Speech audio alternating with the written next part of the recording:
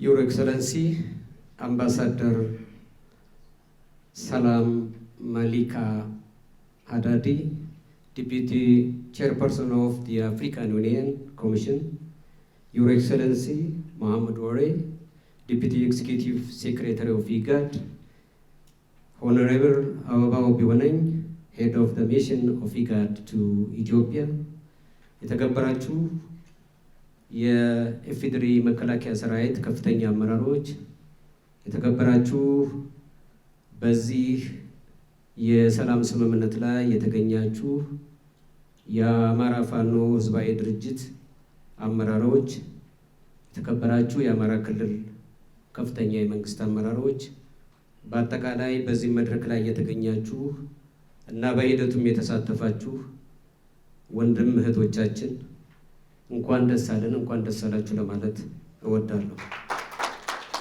የዛሬው ዕለት መልካም ዕለት ነው ለክልላችን ህዝብ እና ህዝባችን ለሚኖርበት አካባቢ የሰላም አየር መተንፈስ የሚያስችል የመጀመሪያው ኩነት የተካሄደበት ዕለት ነው።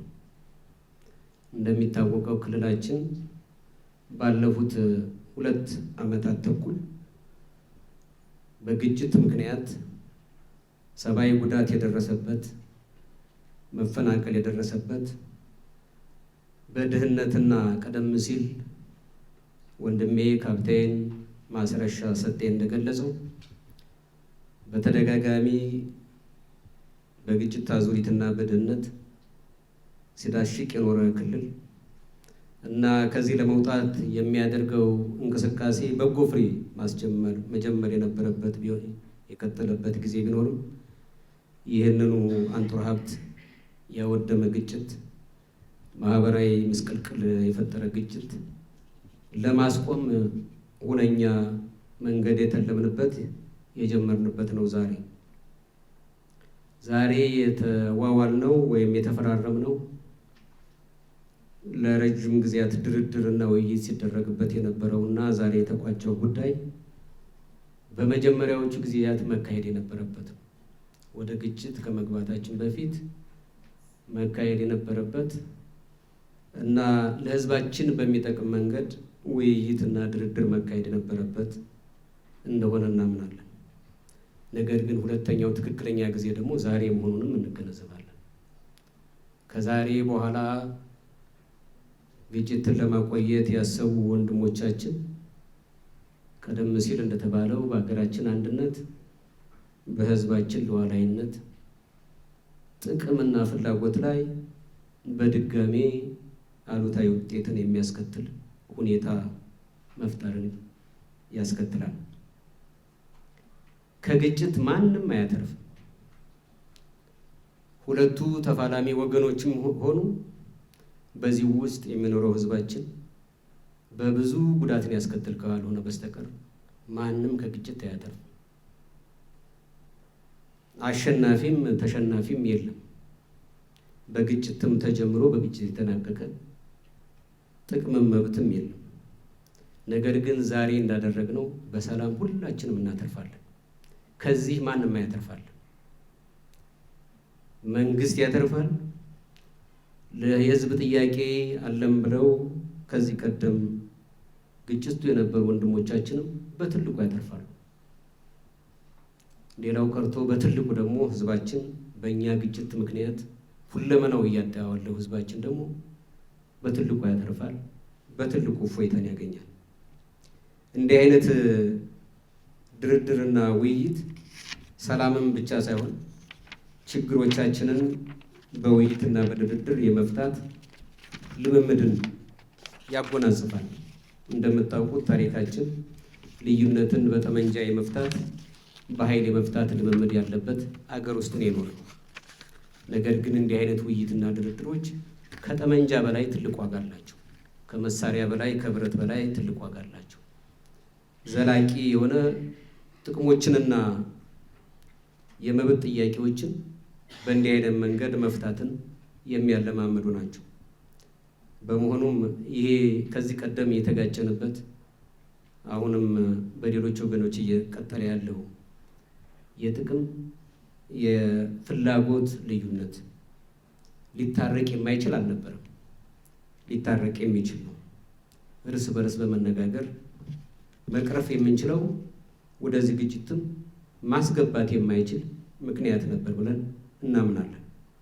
ነገር ግን ዛሬም ቢሆን ይህንኑ አስበን በሰላማዊና ዲሞክራሲያዊና ሕጋዊ በሆነ መንገድ ተወያይተን በዘላቂነት ችግሮቻችን ለመፍታት ያደረግነው ጥረት በእጅጉ የሚያስመካ ነው። በተለይ በእንዲህ አይነት በማይፈቅድ ሁኔታ ውስጥ ወጥተው የሰላማዊ አማራጭን መርጠው ለመጡ ወንድሞቻችን ተወያይተን በድርድር ችግራችንን መፍታት አለብን ብለው ላሰቡ ወንድሞቻችን እንደ መንግስት ከፍተኛ ምስጋናና አድናቆት አለኝ። እንድታመሰግኑልኝ በታላቅ አክብሮት እንግዲህ የዛሬው ዕለት ተወያይተን እና ተደራድረን በክልላችንና በሀገራችን ሰላምን ዘላቂ ሰላምን ለማረጋገጥ ቆርጠን ተነስተናል። እንግዲህ ዛሬ እዚህ የደረስንበትን ጊዜ በሶስት ከፍለን ልንመለከተው እንችላለን። ከዛሬ በፊት ሰፊ ውይይት አድርገናል። ምናልባትም በጣም የተካረረ ክርክርም አድርገናል። ነገር ግን ተከራክረን ደግሞ ዛሬ የፈረምነው ስምምነት ላይ ደርሰናል። ዛሬ ያካሄድነው አጭሩን ጊዜ ነው። ሁለት ረጅም ጊዜዎች አሉ። አንደኛ ከዚህ በፊት ያደረግነው ውይይት ነው። ሁለተኛው ደግሞ የወደፊቱ በደረስነው ስምምነት መሰረት ስምምነታችን ገቢራዊ ለማድረግ ከፍተኛ የሆነ ቁርጠኝነትን ይጠይቀናል።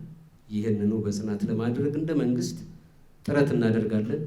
ምክንያቱም ይሄ ነገር ለሕዝባችን ትልቅ ዋስትና መሆኑን፣ የሰላም ዋስትና መሆኑን፣ የልማት ዋስትና መሆኑን ስለሚያረጋግጥልን ነው። በዚህ አጋጣሚ ግን ለሶስት አካላት መልእክት ማስተላለፍ እፈልጋለሁ። በመጀመሪያ ደረጃ አሁንም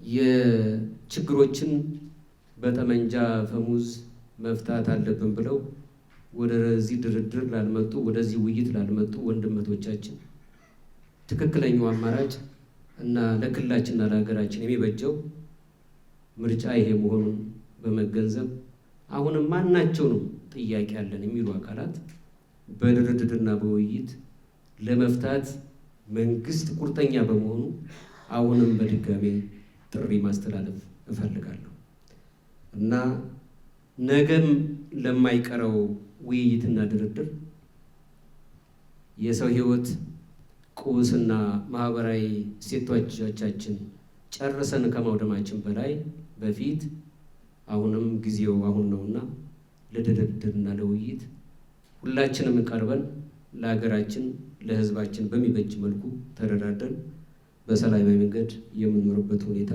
እንድንፈጥር በዚህ አጋጣሚ ጥሪ ለማስተላለፍ ፈልጋለሁ። በሁለተኛ ደረጃ ለሰላም ወዳዱ ሕዝባችን ነው። ዛሬ የጀመርነው የሰላም ውይይት እና ድርድር እና ዛሬ የተፈራረምነው ለሕዝባችን ትልቅ እፎይታ የሚሰጥ ነው። በአንድ በኩል በተደጋጋሚ ባካሄድናቸው መድረኮች ሕዝባችን የመከረን ችግሩን በሰላማዊ መንገድ መንግስት ወደ ሰፊ ሆኖ ይፍታ፣ ይጋብዝ፣ ጥሪ ያድርግ በሚል በተደጋጋሚ በየመድረኮቻችን ሕዝባችን ነግሮናል፣ መክሮናል። እኛም ይህንኑ ምክር ተቀብለን የመጀመሪያውን እርምጃ ወስደናል። ለሰላም እጃችንን ዘርግተናል። በዘረጋነው መጠን የሰላም አማራጭን በድርድርና በውይይት ችግሮቻችንን መፍታት አለብን የሚሉ ወንድሞቻችን መጥተው በዝርዝር በአማራ ክልል ውስጥ በኢትዮጵያ ውስጥ መፈታት ያለባቸው ችግሮች ላይ ዝርዝር ውይይት አድርገናል። ስለዚህ ይህንኑ መሰረት በማድረግ በሌሎችም አካላት ላይ ይህንኑ ሀሳብ ይህንኑ አካሄድ እንዲመርጡ ሕዝባችን የራሱን የማይተካ ሚና እንዲያበረክት በዚህ አጋጣሚ ጥሪ ለማስተላለፍ እፈልጋለሁ። በሶስተኛ ደረጃ ለመላው የአማራ ክልል የመንግስት መዋቅር ነው። የመንግስት መዋቅራችን ከዚህ በፊት ሰላምን ቅድሚያ ሰጥተን እንደሰራ እንገነዘባለን። ሆኖም ግን በየትኛውም አካባቢ የመጀመሪያ የመንግስት አቋም ችግሮችን በሰላማዊ መንገድና ህጋዊ መንገድ ለመፍታት ፍላጎት ያለው መሆኑን በመገንዘብ ሌት ተቀን ለዚሁ አቅጣጫ እንዲተጉ በዚሁ አጋጣሚ ጥሪ ለማስተላለፍ እፈልጋለሁ እና በአጠቃላይ በመጨረሻ ደግሞ በዚህ ሂደት ለተሳተፋችሁ፣ ለመራችሁ፣ በአጠቃላይ እዚህ ደረጃ እንዲደርስና ለዚህ ውጤት ላበቃችሁ ለአፍሪካ ህብረትና ለኢጋድ ከፍተኛ አመራሮች፣ ለፌዴራል መንግስት አመራሮች፣ ለመላው ሰላም ፈላጊ ህዝባችንና ለመዋቅራችን በአጠቃላይ ለሰላም ፈላጊ ህዝባችን ሁሉ ከፍ ያለ ምስጋና ላቀርብ እፈልጋለሁ።